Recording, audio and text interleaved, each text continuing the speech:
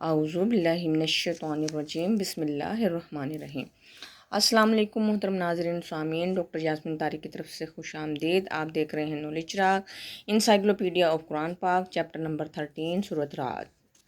رات کے لفظی معنی کیا ہے؟ قرآن پاک میں یہ نام کس جگہ آیا ہے؟ رات کے معنی ہے بادل کی گرج۔ قرآن پاک میں اس نام کی ایک صورت بھی ہے جس کی آیت 13 سے یہ نام لیا گیا ہے۔ اس آیت میں رات فرشتے کا نام بھی بتایا گیا ہے۔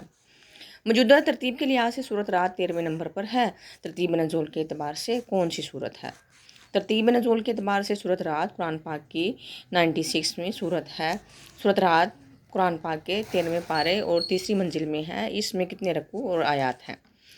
اس سورت کی 43 آیات ہیں اور 6 رکوع ہیں۔ قرآن پاک میں دوسری آیت سدہ کس صورت میں ہے؟ آیت بھی بتا دیجئے۔ 13ویں پارے وما ابری کی سورت الرعد کے دوسرے رکوع کی آیت 15 میں۔ سورۃ رعد کی ابتدا حرف الف سے ہوتی ہے اور اختتام حرف بے پر۔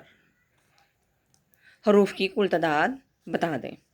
اس میں کتنے کلمات ہیں؟ یہ سورت 3614 حروف پر مشتمل ہے۔ اس میں کلمات کی تعداد 863 ہے۔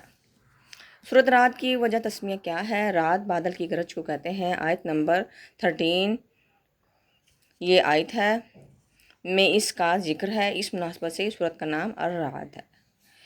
سورۃ رعد حضرت صلی اللہ علیہ وسلم کی مکی زندگی کے آخری دور میں نازل ہوئی۔ اس کی شان نزول بتا دیجیے۔ توحید رسالت کا ذکر اور ماننے کے فوائد بیان کر کے مسلمانوں کو ثابت قدم رہنے کی تلقین اور کفار کو ہر درمی سے باز رکھنے کے لیے یہ سورت نازل ہوئی۔ تو ناظرین، یہ تھی آج کی ویڈیو۔ امید ہے آپ کو یہ ویڈیو بہت پسند آئی ہوگی۔ اس کو لائک، شیئر اور سبسکرائب کریں۔ اپنی قیمتی رائے سے ضرور آگاہ کیجیے گا۔ ملتے ہیں اگلی ویڈیو میں۔ السلام علیکم۔